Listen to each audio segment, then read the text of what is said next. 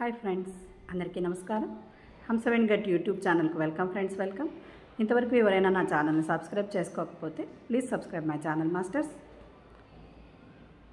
ఈరోజు మనం కళ్ళెం మన చేతుల్లోనే ఉండాలి అనే దాని గురించి తెలుసుకుందాం.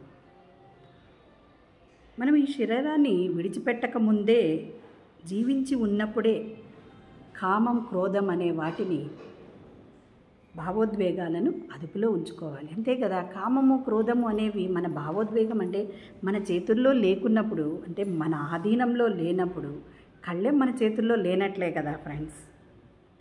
అలా చేసిన సాధకుడే యోగి. అంటే ఆ రెండింటిని ఎవరైతే చేతుల్లో పెట్టుకుంటారో వాళ్ళే యోగి అని శ్రీకృష్ణుడు భగవద్గీతలో చెప్పాడు.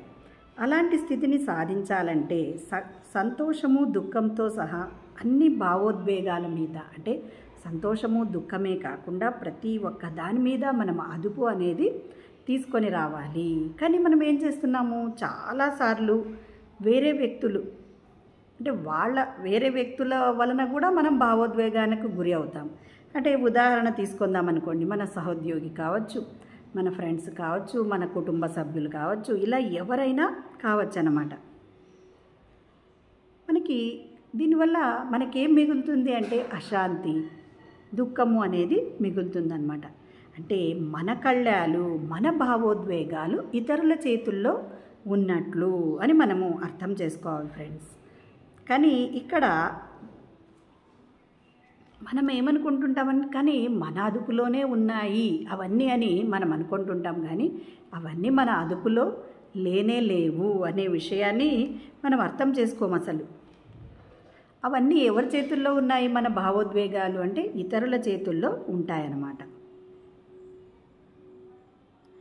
ఆహారము, పానీయాలు, భౌతిక వస్తువులు, అనుకూల ప్రతికూల పరిస్థితులు, చివరకు గతము, భవిష్యత్తు కూడా భావోద్వేగాలకు కారణమవుతూ ఉంటాయి. అంతే కదా ఫ్రెండ్స్. మనం ఒక్కొక్కసారి ఆలోచిస్తూ ఉంటాం, ఏమి జీవితము ఇలా అయ్యింది ఏమి అని మనం అనుకునే గతము.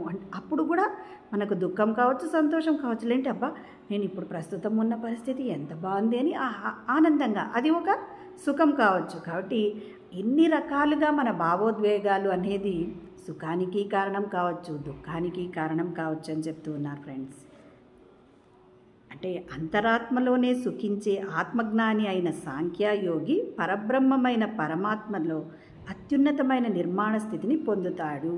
అలాగే నిశ్చల స్థితిలో ఉన్నప్పుడు మనస్సును పరమాత్మ మీద లగ్నం చేసే బ్రహ్మవేత్తలు, అంటే అలా ఆధ్యాత్మికంగా ఉండేవాళ్ళు కూడా వాళ్ళ యొక్క నిర్మాణాన్ని పొందుతారు. అంటే ఆ భావోద్వేగాలు అవన్నిటినీ కంట్రోల్లో పెట్టుకొని వాళ్ళు నిశ్చల స్థితిలో ఉంటారు. అంటే ఫ్రెండ్స్ ఇక్కడ ఏం చెప్తూ ఉన్నారంటే, మీరు ఆత్మస్థితిలో, అంటే ఎప్పుడైతే నిశ్చల స్థితి, ఆ నిశ్చల స్థితి అనేది మనకి ఎలా వస్తుంది అంటే మనం చక్కగా ధ్యానం చేయాలి ఫ్రెండ్స్. ఎప్పుడైతే ధ్యానం చేస్తామో మన మనసు అనేది కంట్రోల్లో వస్తుంది.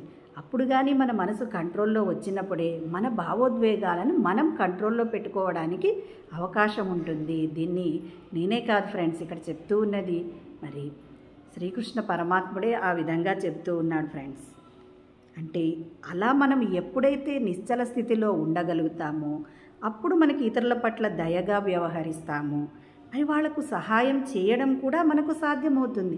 లేకపోతే మనకు ఎప్పుడైతే మన నిశ్చల స్థితిలో మన భావోద్వేగాలను మన కంట్రోల్లో పెట్టుకోలేకపోతామో ఇతరులకు మనకు అసలు హృదయంలో దయ, ప్రేమ, కరుణ అనేవి ఉంటాయి కదా ఫ్రెండ్స్. అవి ఎక్కడి నుంచి వస్తాయి, మరి మన సంస్కారాల నుంచి వస్తాయి. మనం ఎటువంటి సంస్కారాలు నేర్చుకున్నాము, ఎటువంటి దగ్గర పుట్టినాము అనేవి కూడా వాళ్ళ సంస్కారాలను బట్టి వాళ్ళ బుద్ధి ఉంటుంది ఫ్రెండ్స్. కాబట్టి చక్కగా మన మనసుని, మన భావోద్వేగాలని మనము మన కళ్ళెంలో పెట్టుకోవాలి ఫ్రెండ్స్. కాబట్టి దానికి ఏకైక మార్గం ఏది అంటే ధ్యానము. మన మనసుని నిశ్చల స్థితిలో ఉంచుకోవాలి అని శ్రీకృష్ణుడు ఎంతో చక్కగా చెప్పారు కదా. మరి నిశ్చల స్థితిలో పెట్టుకోవాలి అంటే మరి ధ్యానం ఎలా చేయాలి ఫ్రెండ్స్? మరి వేళ్లలో వేళ్ళు పెట్టుకోవాలి, సుఖాసనంలో కూర్చోవాలి. పైన కూర్చునే వాళ్ళైతే కాళ్ళు రెండు క్రాస్ చేసుకోవాలి. చక్కగా కళ్ళు రెండు సుతారంగా మూసుకొని మన సహజమైన శ్వాసను గమనించడమే ధ్యానం ఫ్రెండ్స్. Thank you.